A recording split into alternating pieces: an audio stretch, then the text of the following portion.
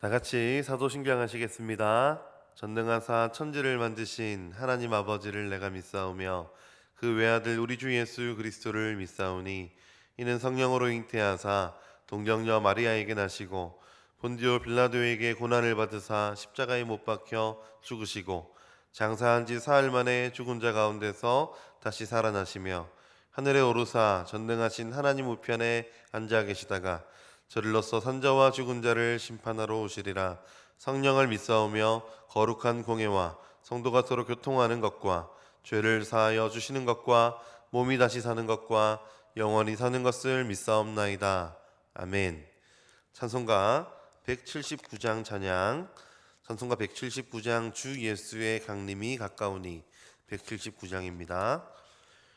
주 예수의 강림이 가까우니 저 천국을 얻을 자 회개하라.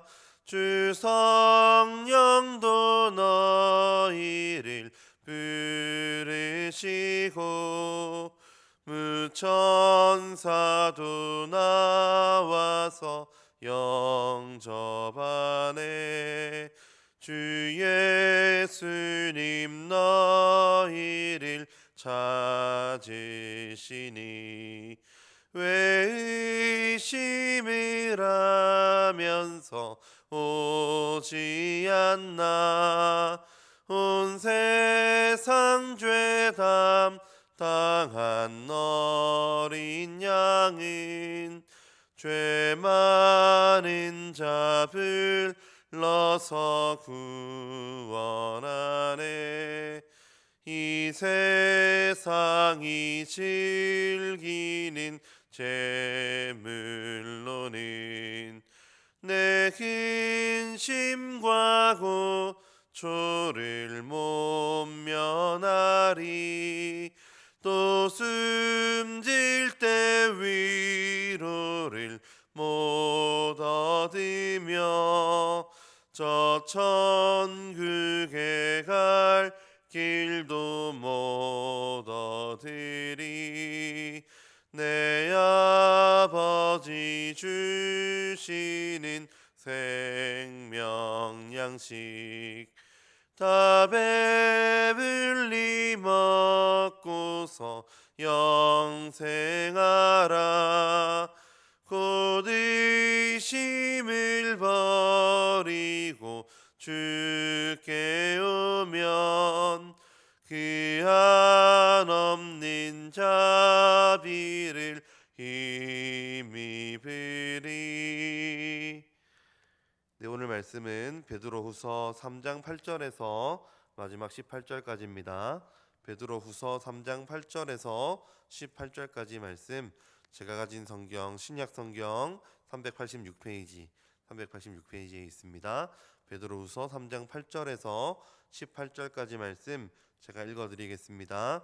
사랑하는 자들아, 주께는 하루가 천년 같고 천년이 하루 같다는 이 한 가지를 잊지 말라.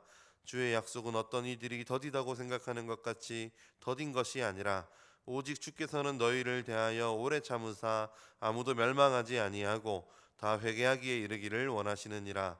그러나 주의 날이 도둑같이 오리니 그날에는 하늘이 큰 소리로 떠나가고 물질이 뜨거운 불에 풀어지고 땅과 그 중에 있는 모든 일이 드러나리로다. 이 모든 것이 이렇게 풀어지리니 너희가 어떠한 사람이 되어야 마땅하냐. 거룩한 행실과 경건함으로 하나님의 날이 임하기를 바라보고 간절히 사모하라. 그날에 하늘이 불에 타서 풀어지고 물질이 뜨거운 불에 녹아지려니와 우리는 그의 약속대로 의가 있는 곳인 새 하늘과 새 땅을 바라보도다. 그러므로 사랑하는 자들아, 너희가 이것을 바라보나니 주 앞에서 점도 없고 흠도 없이 평강 가운데서 나타나기를 힘쓰라. 또 우리 주의 오래 참으심이 구원이 될 줄로 여기라. 우리가 사랑하는 형제 바울도 그 받은 지혜대로 너희에게 이같이 썼고 또 그 모든 편지에도 이런 일에 관하여 말하였으되 그 중에 알기 어려운 것이 더러 있으니 무식한 자들과 굳세지 못한 자들이 다른 성경과 같이 그것도 억지로 풀다가 스스로 멸망에 이르느니라. 그러므로 사랑하는 자들아, 너희가 이것을 미리 알았은즉 무법한 자들의 미혹에 이끌려 너희가 굳센 데서 떨어질까 삼가라. 오직 우리 주 곧 구주 예수 그리스도의 은혜와 그를 아는 지식에서 자라가라. 영광이 이제와 영원한 날까지 그에게 있을지어다. 아멘. 네, 오늘 우리가 나눌 말씀은 사도 베드로가 그의 인생의 말년에 쓴 편지 중에서도 마지막 부분입니다. 베드로후서는 베드로의 마지막 서신이고 우리가 방금 읽은 3장은 또 베드로후서의 마지막 장이기 때문에 사도 베드로가 성도들에게 남긴 마지막 이야기라고 할 수 있습니다. 공교롭게도 이 베드로는 자기의 편지의 마지막 장에서 이 땅의 마지막에 대하여 다루고 있습니다. 베드로의 편지를 받는 성도들은 어떠한 삶을 살고 있었을까요? 굉장히 어려운 시대를 살았습니다.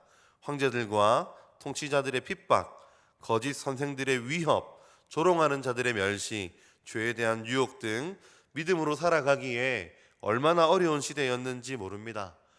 이런 시대를 살아가고 있는 성도들에게 베드로 사도는 그들에게 끝이 있음을 알려주고 싶어 합니다. 8절 말씀 보시면 베드로는 주의 날이 하루가 천년 같고 천년이 하루 같음을 잊지 말라고 이렇게 이야기하고 있습니다. 이 말씀을 읽고 어떤 어리석은 사람들은 실제로 하루를 천년으로 계산해서 재림의 시간을 계산하려는 어리석은 모습을 보일 때가 있습니다. 그러나 이것은 시편 90편 4절을 인용한 것이지요. 이 말씀의 의미는 하나님께 우리의 제한된 시간의 개념을 적용하는 것이 적절하지 않다, 이런 뜻이죠. 베드로가 왜 이런 이야기를 지금 하고 있습니까? 당시에 베드로 시대에 살고 있던 많은 성도들에게 그 땅을 살아가던 사람들이 조롱했기 때문입니다. 예수님의 재림이 가까웠다고 이야기하더니 그 예수님 어디 있느냐? 그 재림 어디에 있느냐? 이렇게 조롱하고 있기 때문이지요. 많은 성도들이 그러한 말들에 상처를 받고 그들의 마음이 연약해질 때에 베드로가 하나님에게는 인간의 시간 개념이 의미가 없고 도리어 하나님께서 9절에 오래 참으시기 때문에 심판을 지연하고 계시다는 것을 성도들에게 말해주고 있습니다. 그렇기에 하나님이 지금도 참고 계시다는 것이죠. 오늘도 마찬가지입니다. 하나님은 모든 사람이 구원을 받으며 진리를 아는 데 이르기를 원하시느니라 하신 말씀대로 하나님은 오늘 이 시대에도 오래 참고 계십니다. 그러나 성도 여러분, 우리가 분명히 기억하고 알아야 될 것은 하나님께서 무한히 기다리시지는 않는다는 것입니다. 반드시 그 끝이 있다고 하는 사실을 우리가 기억해야 된다고 하는 것입니다. 이사야서에서 이사야는 주의 날에 대해 이렇게 말씀합니다. 보라, 여호와의 날 곧 잔혹히 분냄과 맹렬히 노하는 날이 이르러 땅을 황폐하게 하며 그 중에서 죄인들을 멸하리니 그러나 그날에 누구든지 주의 이름을 부르는 자는 구원을 받을 것입니다. 사랑하는 성도 여러분, 10절의 세 구절은 최후의 심판이 닥칠 때 무슨 일이 일어날 것인지 말하고 있습니다. 하늘이 큰 소리로 떠나가고 물질이 뜨거운 불에 풀어지고 땅과 그 중에 있는 모든 일이 다 드러난다, 이렇게 말씀합니다. 12절은 하늘이 불에 타서 풀어지고 물질이 강한 열에 녹을 것이라고 표현하면서 이 광경을 더욱 상세하게 말하고 있습니다. 그러면 사랑하는 성도 여러분, 우리가 어떻게 살아야 됩니까? 마지막 날이 반드시 있다는 사실을 알고 있는 성도는 어떻게 살아야 합니까? 11절에서 13절에 이렇게 베드로가 답하고 있습니다. 거룩한 행실과 경건함으로 살아야 합니다. 하나님의 날이 임하기를 바라보고 간절히 사모해야 합니다. 그의 약속대로 이가 있는 곳인 새 하늘과 새 땅을 바라보아야 합니다.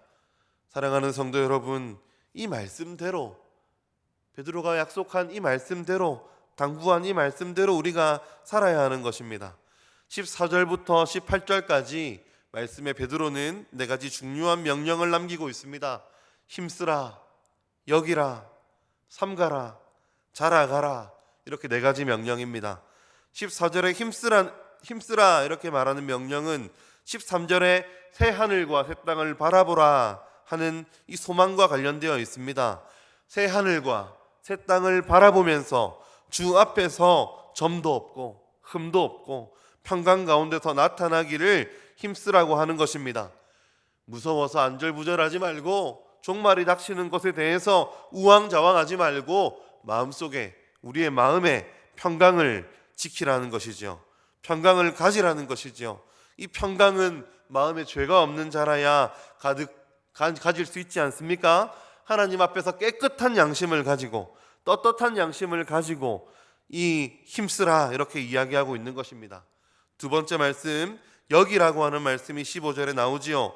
주의 오래 참으심이 구원이 될 줄로 여기라, 이렇게 말씀합니다. 오랫동안 지연되고 있는 이 종말에 이런 목적이 있는 것을 알고 그렇게 여기라는 것입니다. 베드로는 바울의 편지에 간혹 이해하기 어려운 게 있다고 인정합니다. 예수님을 실제로 배웠던 베드로에게도 어려운 말씀이면 우리에게 오죽하겠습니까? 그러니까 억지로 풀지 말라고 권하고 있습니다. 그러나 구원이 우리에게 반드시 있을 줄로 여기라, 이렇게 말하고 있는 것이지요. 세 번째, 삼가라고 하는 말씀은 경계하라고 하는 뜻인데 17절에 나오고 있습니다. 늘 마음을 경계해야 되는 것이지요. 경계. 거짓 선생들의 오류에 휘말리고 믿음의 굳건한 뿌리를 잃어버리지 않도록 우리의 마음을 잘 경계해야 한다는 것입니다. 종말이 다가올수록, 말세일수록 거짓 선생들이 얼마나 많은지 모릅니다. 교회 밖에 이상한 가르침들을 따라가지 말아야 됩니다. 망루에서 적군이 오나 안 오나 이렇게 바라보고 경계하는 병사들처럼 우리의 마음이 늘 경계해야 되는 것이죠. 마지막으로 자라가라는 말씀, 18절 말씀입니다. 오직 우리 주 곧 구주 예수 그리스도의 은혜와 그를 나는 지식에서 자라가라. 하나님을 아는 은혜와 지식, 두 가지를 모두 추구하면서 균형을 잊지 말고, 지식이 없는 은혜만 있는 신앙도 위험하고 지식이 있지만 은혜가 없는 신앙도 위험하기 때문에 은혜와 지식이 조화롭게 가야 되고 조화롭게 자라가야 된다고 지금 베드로 사도는 우리에게 당부하고 있습니다.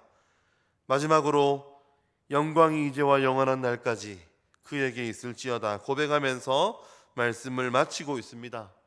베드로 사도가 어떤 사람이었습니까? 고집스러운 갈릴리 사람이지요. 그러나 겸손한 사도가 되었습니다.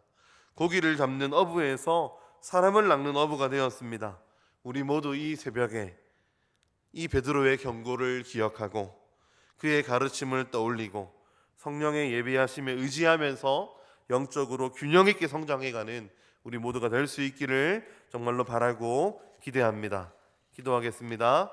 사랑과 은혜가 많으신 아버지 하나님, 사도 베드로의 말년의 마지막 편지의 마지막 부분을 함께 나누었습니다. 주님, 베드로 사도가 어떤 심정으로 이 말씀을 전했는지 그 심정이 우리에게 깨달아지게 하시고 이 말세 심할의 때에 끝까지 주님을 붙잡고 살아갈 수 있도록 인도하여 주시옵소서. 마지막에, 이 마지막 시대에 주님을 바라보는 우리의 시선이 무뎌지지 아니하고 끝까지 주님 바라보고 인내하며 기도하는 오늘 이 새벽 될 수 있도록 주님 인도하여 주시옵소서. 살아계신 예수 그리스도의 이름으로 기도합니다. 아멘. 하늘에 계신 우리 아버지여, 이름이 거룩히 여김을 받으시오며 나라가 임하시오며 뜻이 하늘에서 이루어진 것 같이 땅에서도 이루어지이다.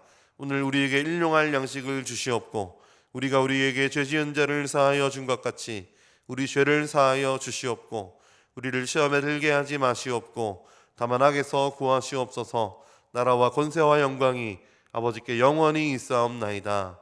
아멘. 이 시간 함께 기도하실 때 먼저 말씀을 가지고 기도합시다. 이 말세에 주님을 온전히 붙잡는 신앙, 자원하는 심령을 나에게 주시옵소서. 주께서 나를 대하셨듯이 성도들을 대하고 교회를 섬겨나가고 마지막까지 신실한 성도 될 수 있도록 주님 인도해 달라고 기도하시고 교회를 위하여 기도합시다. 담임 목사님을 붙잡아 주시고 우리 교회가 성령의 하나 되게 하는 띠로 하나가 되어 이 어려운 시기를 믿음으로 잘 헤쳐나가고 잘 믿음의 선한 영향력을 끼치는 교회 될 수 있도록 인도해 달라고, 이런 제목을 가지고 우리의 개인적인 간절한 기도 제목과 함께 다 함께 기도하도록 하겠습니다. 기도하겠습니다.